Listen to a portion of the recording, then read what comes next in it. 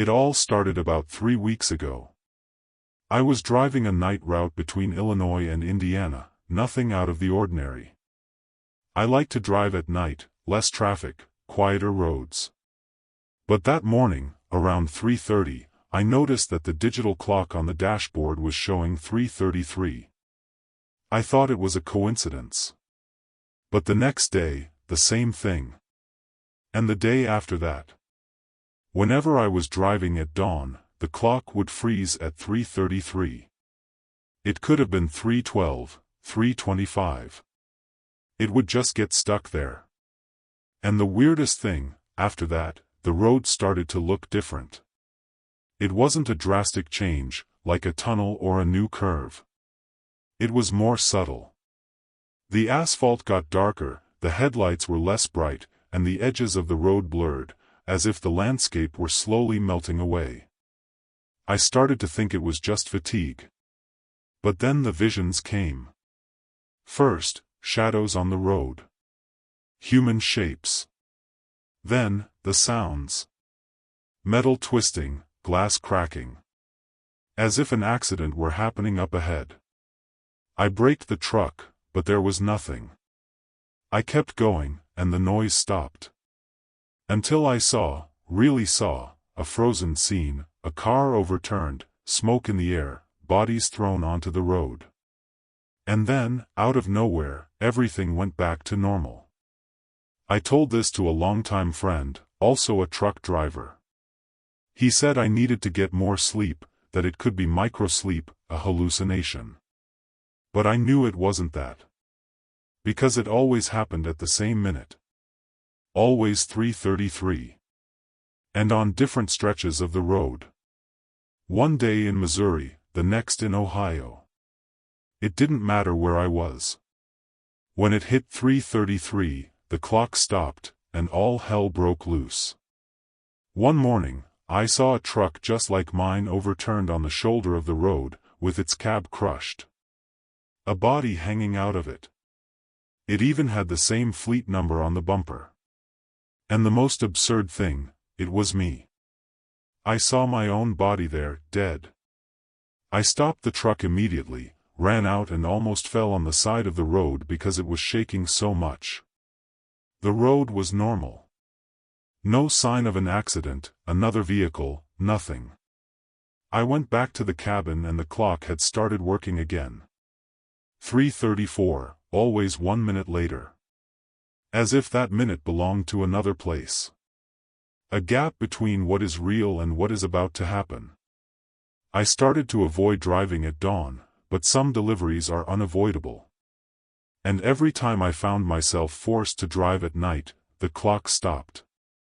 And the disaster scenario appeared. Changing. As if it were a warning. There came a point where I started writing everything down. Every detail of what I saw at 3:33. The make and model of the cars, the clothes on the bodies, even the type of vegetation on the side of the road. And the scariest thing? Some of these visions began to come true. One night, I saw a red sedan crashed into a tree. Days later, on the same road, passing by in the morning, I saw the same car, real, wrecked, with emergency services already on the scene. The details were identical. Another day, I saw a motorcycle lying on its side with its helmet on, meters away, with blood stains on the asphalt. A week later, the image repeated itself in reality, exactly the same. It was as if the clock was not only marking the end of the night, but the beginning of something that was yet to happen. I started to get paranoid. I tried to change vehicles, I swapped trucks with another colleague. But the new clock also stopped. Always at 3:33. I took the dashboard to be checked, they changed the electrical system, even the clock was changed. Nothing helped. And the worst part was that now it wasn't just the truck. One night, I woke up at home, sweating, with the digital alarm clock flashing, 3:33. The visions had started to invade what should have been safe. My head was no longer resting. I felt as if I was stuck in an eternal pre-accident cycle, a route that leads nowhere, only revolving around the moment when everything goes wrong. There was a night when I almost gave up. I was on a back road in the Pennsylvania countryside. When the clock stopped, the truck's dashboard started flashing. The road went dark, the headlights started to fail. And what I saw was different from everything else. It wasn't just any accident. It was a monstrous pileup, dozens of cars, trucks on fire, bodies scattered all over the road. The sky was red, as if there was a fire somewhere off the road. And in the middle of the chaos, something was watching me. A figure standing on the shoulder, motionless, with its arms crossed. When I looked straight at it, it smiled. The image lasted exactly 60 seconds. Then everything disappeared. The road was clear, silent. The clock started ticking again. And I stood there, paralyzed, certain that it would happen again. Maybe not to me, maybe not on that road. But it would. Because each time the clock stopped, the visions became clearer, more real, closer. As if time was preparing me. As if I were being trained to watch, or maybe participate. And the worst part is that now, sometimes I am the one who smiles back. I thought about quitting altogether.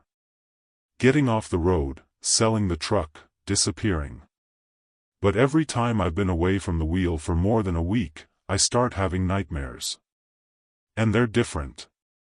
They're not the accidents, they're the minutes before.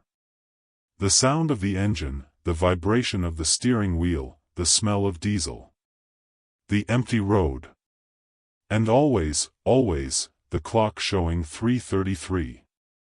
As if my mind is stuck in that damned minute, even when I'm asleep. I've been to doctors, psychologists, even tried regression therapy. No one takes me seriously. And every time I try to explain, I feel like I'm bringing it closer. On the last trip, things changed again. The clock stopped as usual, but this time, there was no sound. No noise. No engine, no wind, no headlights. Everything was off, but I was still moving. And up ahead, I saw the accident, only this time, it was still happening. A car spinning, another invading the lane. A motorcycle being thrown. And there I was, watching it all like a ghost. And when I looked at myself in the truck seat, I saw that I was not alone. The figure from the side of the road was now inside the cabin. Sitting in the passenger seat. Staring at me. Smiling. Since then, it's not just the clock that stops. I've started to notice other patterns. Animals on the road always in the same position. The same white car passing me before each sighting. License plates with repeated numbers. As if everything were being rehearsed. As if I were stuck in a cycle that hasn't completed itself, yet. Now, it doesn't matter which truck, which route, or what time it leaves. When it goes past 3, I already know. The hand will stop. And the road will transform into a scene that mixes the past, the present, and something that is yet to come. What makes me desperate is that, more and more, that figure doesn't just appear in my visions. Sometimes, I see it outside the gas station, reflected in shop windows, even in the bathroom mirror at home. And today, when I got into the truck, the clock was already showing 3:33. Even though it was daytime. Even though it was turned off. As if time had run out for me. And now, all that's left is to drive, until the scene of the accident stops being a vision. And becomes the last thing I see. I've always preferred inland routes, far from the coast. I've never gotten along well with the sea. I can't swim, I don't like the smell, and the constant sound of the waves always gave me a strange feeling, as if there was something hidden down there, watching. But that week, I took a different route, cutting across the northern coast of California, along a stretch that skirted the cliffs. It was late afternoon, the sky was overcast, and the air had that salty, wet smell that seems to stick to your clothes. The road was narrow, with sharp curves, and below me all I could see was the sea crashing against the rocks. Everything was going well until nightfall. Around 2 in the morning, as I was driving through a secluded stretch of road, I started to hear a melody. It was soft, almost imperceptible at first. I thought it was some music leaking from another car's radio, but I was completely alone. The sound was unlike anything I'd ever heard. There were no instruments, no lyrics, just a feminine chant. Calm, sweet. I felt a little silly, but for some reason, it calmed me down. And at the same time, it pulled me along.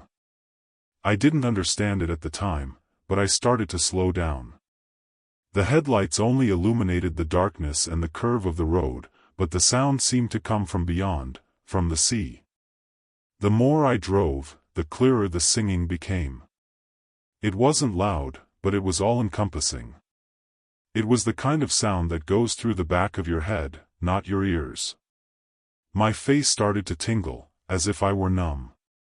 And then I saw an exit. A narrow dirt road that led down toward the cliff. The GPS didn't show anything there, but my hand turned the steering wheel without me thinking.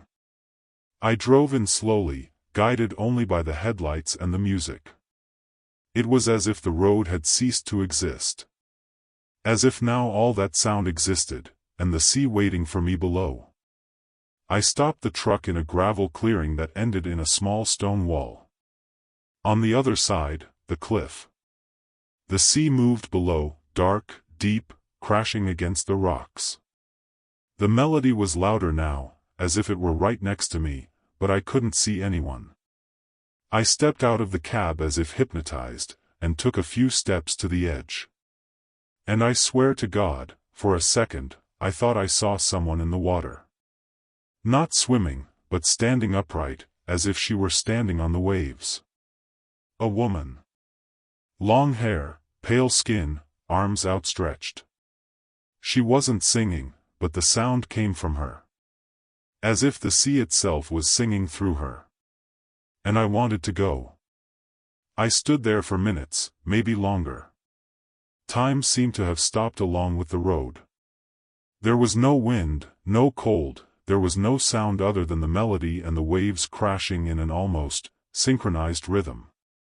One of the truck's headlights flickered, and that woke me up for a moment. I looked back, the cabin empty, the interior light on. When I looked back at the sea, it had disappeared. The sound continued. Lower now, as if it were moving away. I took a step forward, my feet almost touching the edge of the wall. And in that second, I felt something pull me back. Not physically. It was like a snap in my mind. As if some part of me had screamed, "Go back." I ran back to the truck on shaky legs. I slammed the door shut and started the engine, shaking. The radio, which I had left off, started playing by itself. The same melody. Now it seemed slower, drawn out, as if I were drowning in the sound. I turned off the radio, pulled the cables, but it didn't help. Only when I got back on the road, back on the main route, did the sound disappear. Out of nowhere. As if it had never existed. But my head was still vibrating with it. I felt dizzy, nauseous, like after a very high fever. And the strangest thing, my whole body was damp. As if I had sweated or come out of the sea. I drove to the nearest gas station, almost an hour away, in complete silence. When I stopped and got out, the attendant looked at me strangely. He said I looked pale, that I looked like I had been startled. I went to the bathroom and, when I looked in the mirror, I saw marks on my neck. Thin. Like fingers. But without pressure. As if someone had touched me gently. And the smell was of salt. Even after I washed my face and put on soap, the smell remained. A smell of seaweed, of the open sea.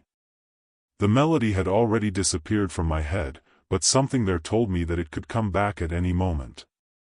I got back on the road the next morning, with the sun out and everything normal. But something had changed.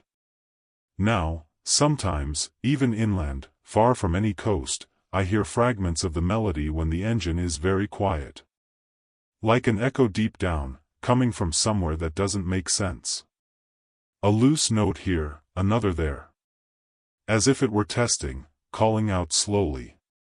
I try to ignore it. But I know that, when I drive near the sea again, it will be there. And next time, I don't know if I'll be able to brake in time. I spoke to an old fisherman once, in a small coastal town where I stopped to unload my cargo. I told him just the basics, without going into detail, expecting him to laugh or say I needed more sleep. But he just looked at me with a serious look, like he had heard it before. He said something like, "The sea calls to those who are empty inside." I didn't understand it at the time, but it made sense later. Because that song wasn't pretty, it was sad. Full of longing, of loss.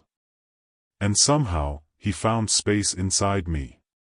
As if he knew exactly where to touch me. Ever since that night, I've avoided any road that has the sea on the side.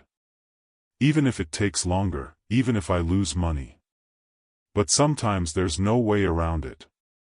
And whenever I get close to the coast, the engine starts to misfire slightly, the radio crackles, and I feel that same dizziness, as if I'm going around an invisible curve. On one of those occasions, I pulled over to the side of the road and, instinctively, looked to the horizon.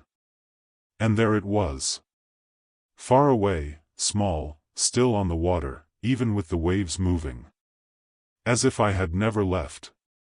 As if you were waiting. Again. On my last coastal trip, I took a stretch where the road disappeared for seconds between cliffs. As I came out of one of these curves, the GPS stopped. The road looked the same, but the sea was closer, higher. As if the land had receded. And the melody came back. Clear, clean, perfect. And for a second, I thought about letting go of the steering wheel, just letting the truck go.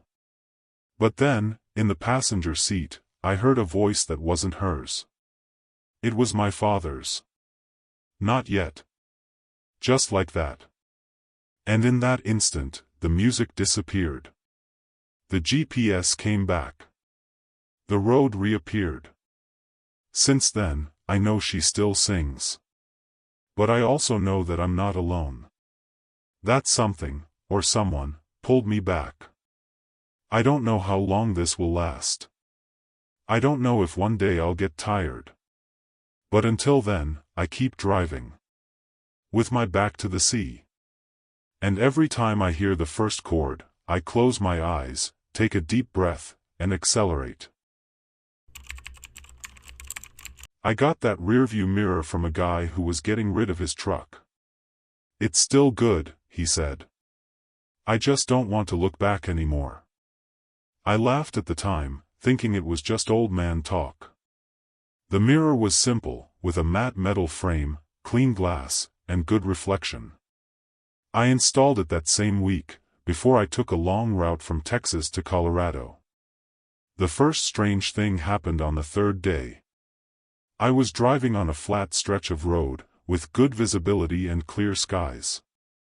I looked in my new rearview mirror and saw my own truck on its side, smoke coming out of the cab.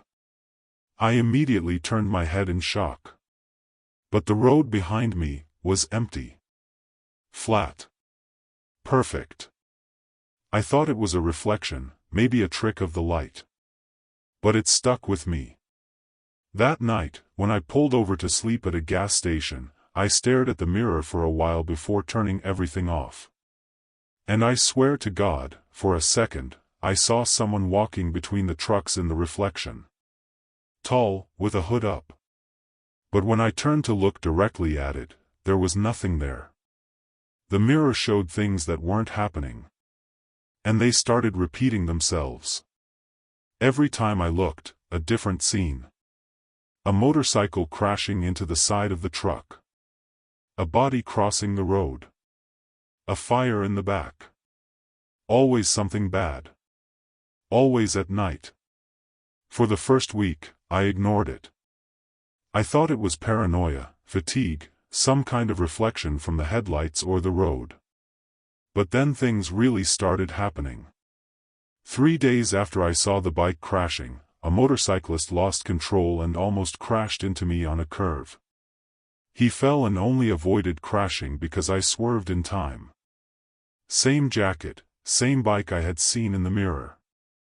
Another time, I saw a child standing in the middle of the road, motionless. I was on high alert, driving tensely. The next night, in a rural area, a little girl ran into the road, and if I hadn't slowed down beforehand, would have run her over. The mirror really started to scare me when it showed me something that hadn't happened yet. I saw my truck overturned on the shoulder of the road, fire underneath, thick smoke pouring out of the windows. And me outside, bleeding. I looked straight ahead, nothing there. The road behind me was as clear as ever. But after that, I started having dreams. Always the same scenario. The overturned truck, the heat of the flames, the muffled sound of someone calling my name. It was as if the mirror had stopped being just a piece. Now it was a warning. Or maybe, an invitation. I even considered ripping the mirror off. But every time I tried, something would stop me. A strange feeling, like I was about to make a mistake. It was like it was already part of the truck. Part of me. One night, I was parked at an empty gas station and looked in the mirror and saw a city I had never visited. An intersection, a flashing traffic light, heavy rain beating on the glass. In the reflection, my truck was moving forward even though the light was red, and a car was coming from the side. Head-on collision. Glass shattered. I woke up on the bench with my heart racing. The next day, I passed through that city. Same street. Same traffic light. And I stopped. I waited. A car drove by, cutting across the road at high speed. If I had gone forward. That's when I understood. The mirror wasn't threatening me. It was showing me what could happen. Not exactly what would happen, but what was about to happen.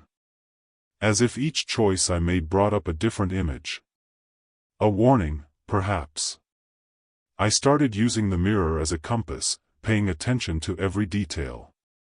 But the problem was that it didn't just show me accidents. It started showing other things. Things that didn't make sense.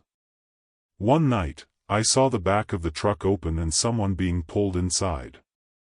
Another time, I saw a completely dark road, no moon, no stars, with my truck driving by itself, with no one at the wheel.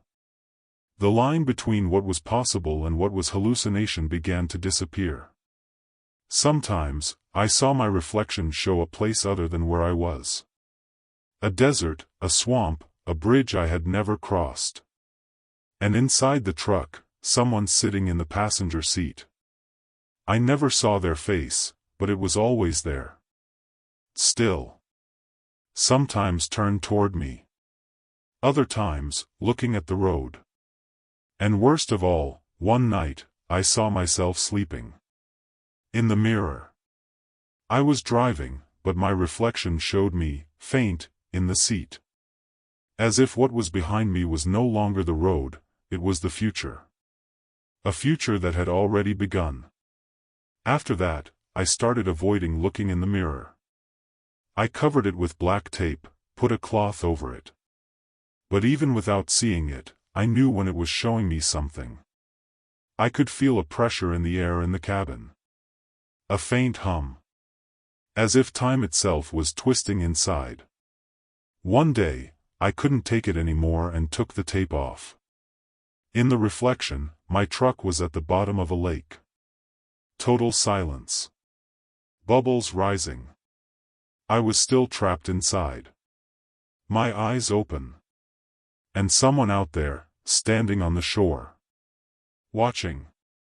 The mirror went out soon after.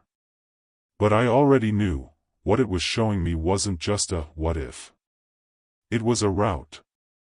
And I was already on it. Since then, my life has become a kind of vigil. I drive with extreme caution, avoiding the times and places I see reflected in my reflection. But the mirror is still there, showing new scenes, more distant, stranger. I've seen trucks in deserts I don't know, cities with names erased, people waving from the side of the road who are never there when I pass. Once I saw my truck inside a tunnel, with the lights off and the sound of something scratching on the roof. I started writing everything down, trying to figure out if there was a pattern. But the only thing that's constant is me. Always present. Always in danger.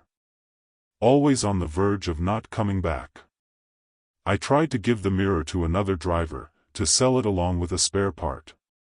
The guy called me 2 days later. His voice was shaky.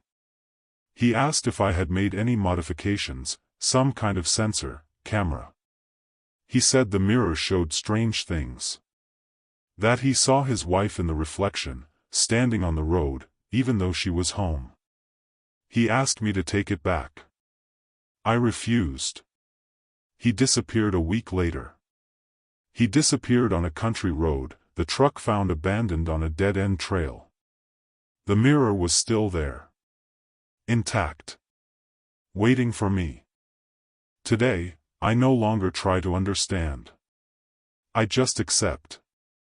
The mirror has become part of the cabin. A silent companion, showing what may be my last stop.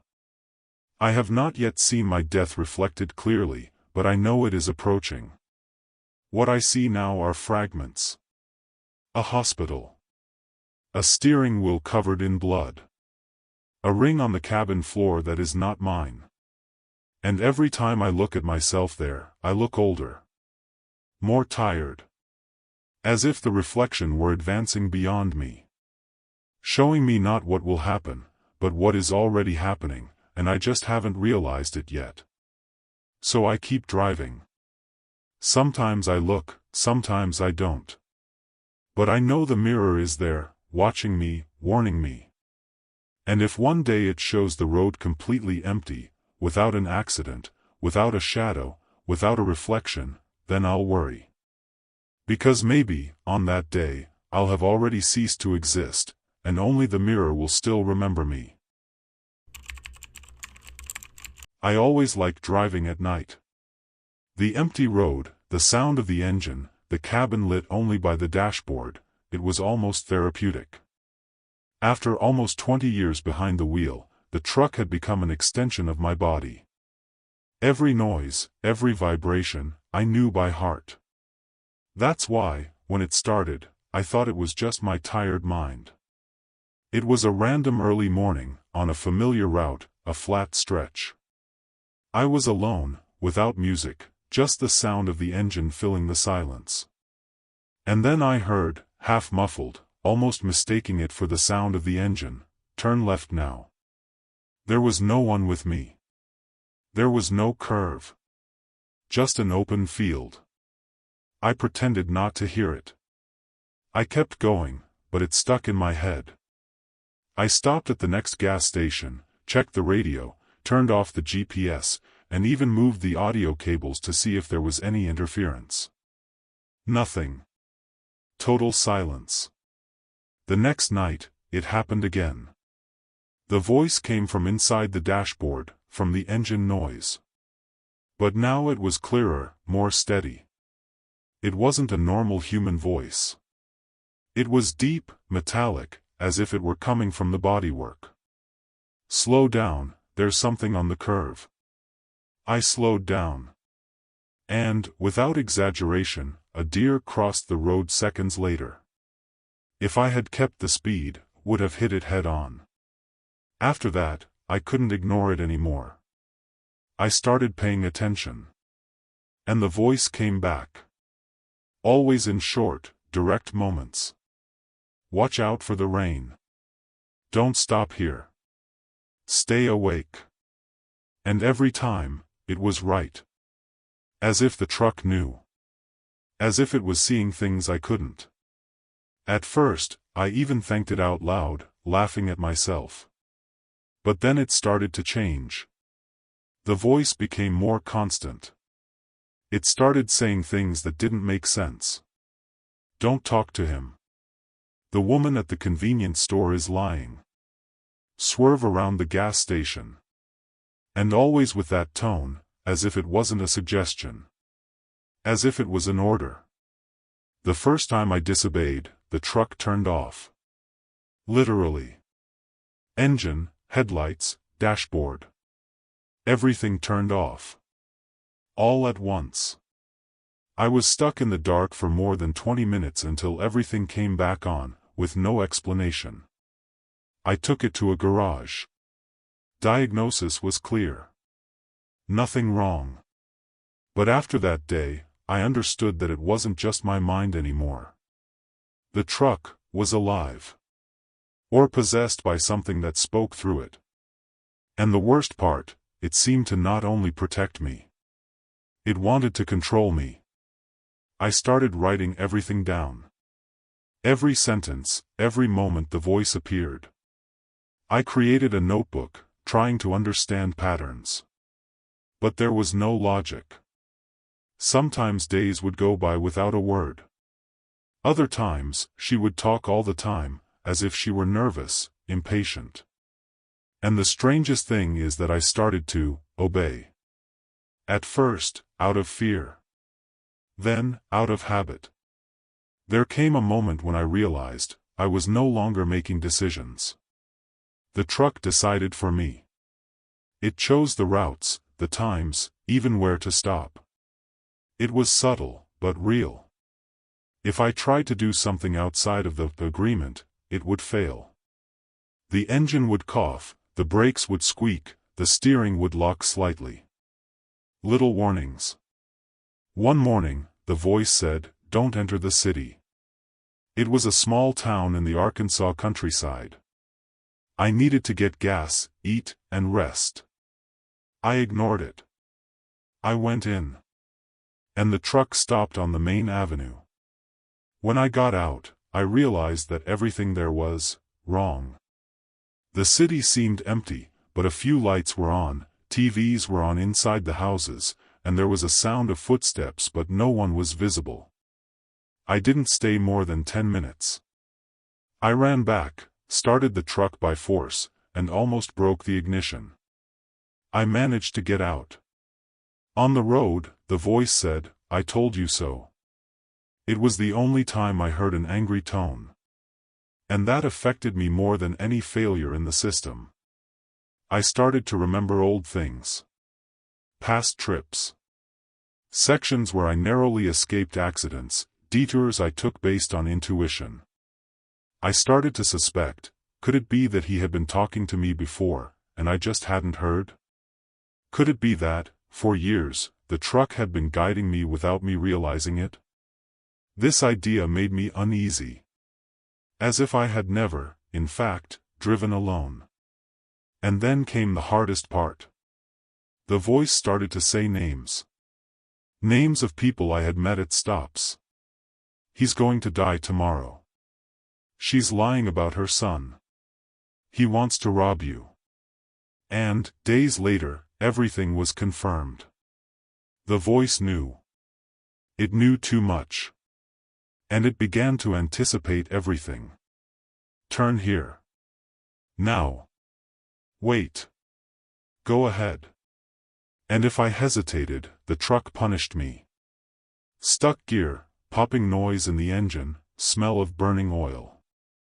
But if I obeyed, everything flowed. Perfect. Smooth. As if the truck was happy. I began to obey without thinking. Without questioning. Like a passenger. Even with my hands on the steering wheel. I was no longer the driver. Last week, the voice said something different. It wasn't an instruction. It was a question. Do you trust me? It took me a while to answer. I stayed quiet, the engine humming softly as if holding its breath. Then I whispered, yes. And from then on, everything was strange. The brakes felt lighter, the steering smoother. As if the truck was relieved. The next day, it took me on a route I had never taken before. It wasn't on the map. Or on the GPS. But the road was there, paved, with old signs. I drove for hours, without passing any vehicles. And the whole time, the voice just kept repeating, keep going. Not long. It was on this road that I realized that the sky didn't change. Nor did the sun. It was as if I had stepped out of time. The radio no longer tuned anything. The digital clock was stuck at 4:47. The streetlights began to appear, even though it was broad daylight. All of them were off. The voice now only said one thing, you've come too far. I didn't understand if it was a warning or a compliment.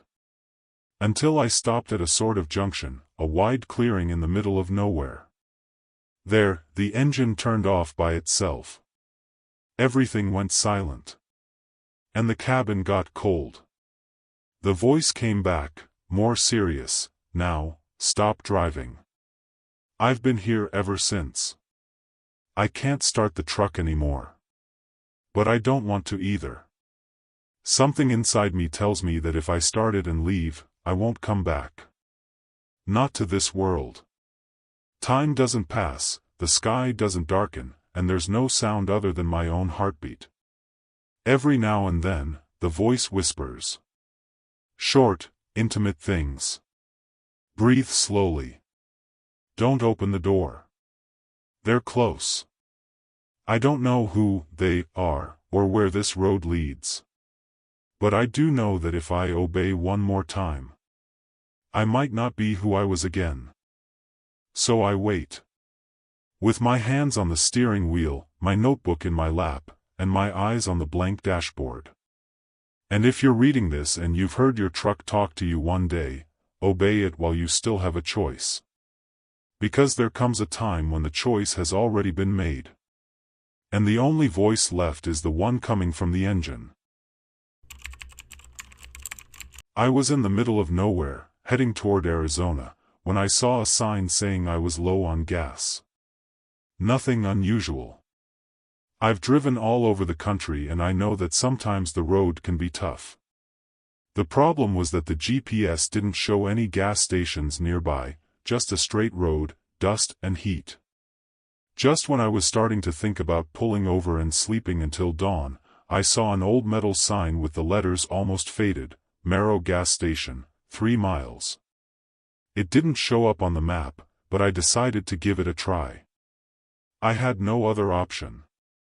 The side road was dirt and narrow, and the gas station looked like it had come from another time, an old pump, a single hanging light, and a station attendant standing there, motionless.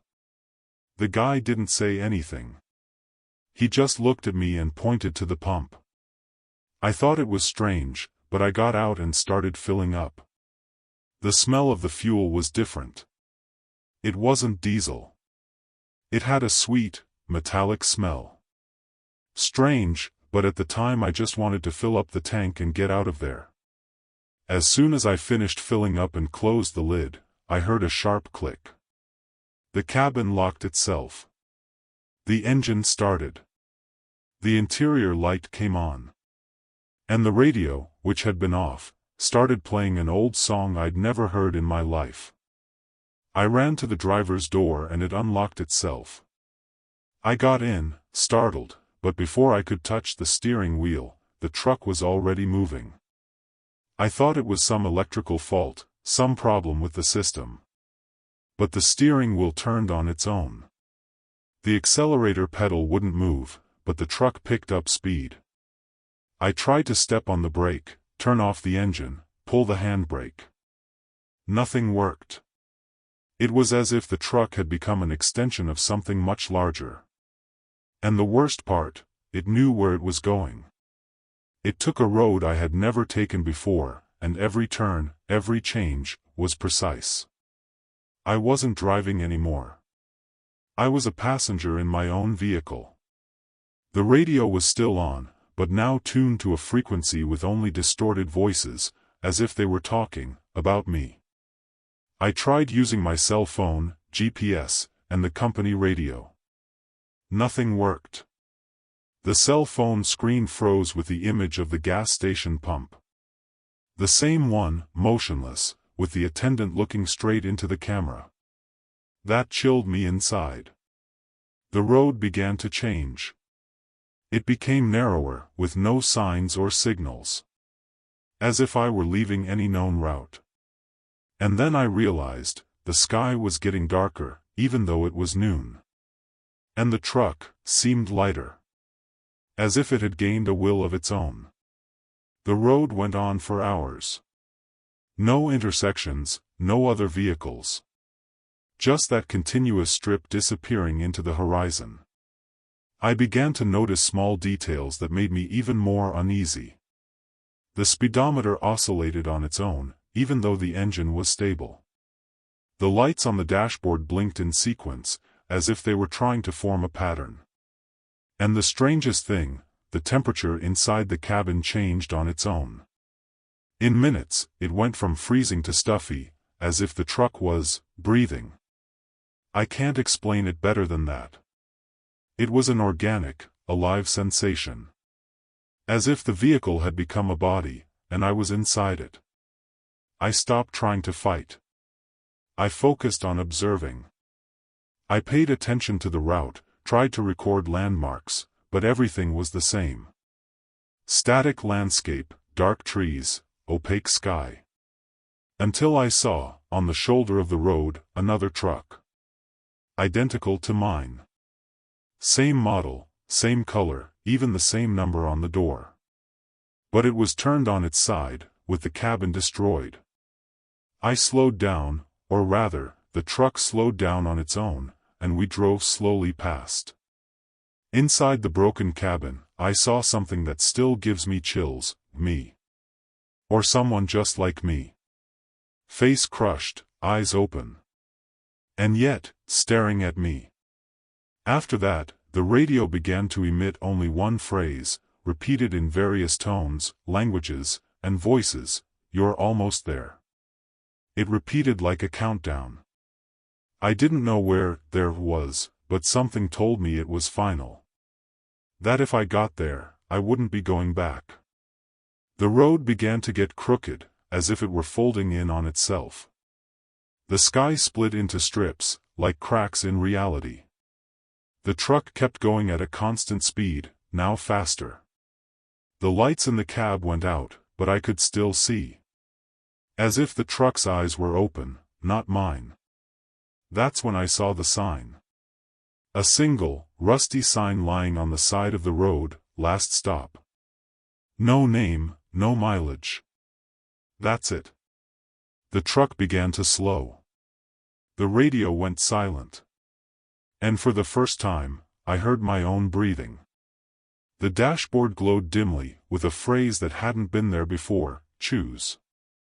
The cab came to a complete stop, and the door opened by itself. Outside, there was only darkness. But I knew that if I got out, I wouldn't come back. I'm still here, inside the truck, with my hand on the door latch.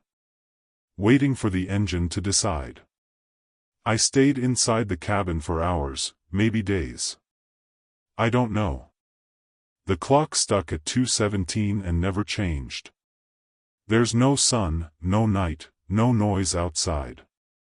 It's an absolute void. Just me and the truck. But it's not solitude. It's like I'm being watched all the time. The radio comes on every now and then, whispering incomprehensible noises, and the dashboard sometimes lights up words that disappear before I can read them. I've tried to sleep, but the dreams are always the same: the gas station, the station attendant motionless, and the ancient pump spitting out that shiny, viscous fuel, as if it were alive. Today, for the first time, the cabin warmed up again. The engine hummed to itself, low, almost like a sigh. And a new message appeared on the dashboard: "You've decided." But I haven't decided anything. I'm here, standing still, waiting. Or at least I thought I was. Because when I looked in the rearview mirror, I saw the road disappearing behind me. Literally. As if it were being swallowed up. And ahead, right at the edge of the darkness, something began to take shape. A structure, or maybe a city. But the shapes are wrong. They're bent, trembling, like reflections in a dirty puddle.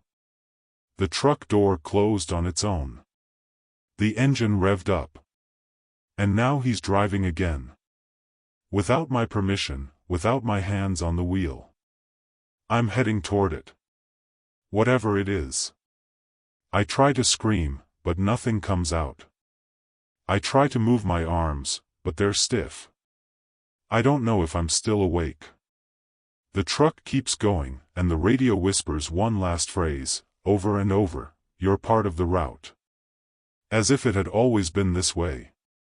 As if I'd never really driven. Just followed a path I didn't choose. So if you ever stop at a gas station that doesn't appear on the map, don't fill up. Don't stare at the attendant for too long. And for the love of all that, don't accept the fuel that glows. Because after that, the road doesn't take you home. It takes you where they want you. And there, you're no longer a driver. You're just cargo.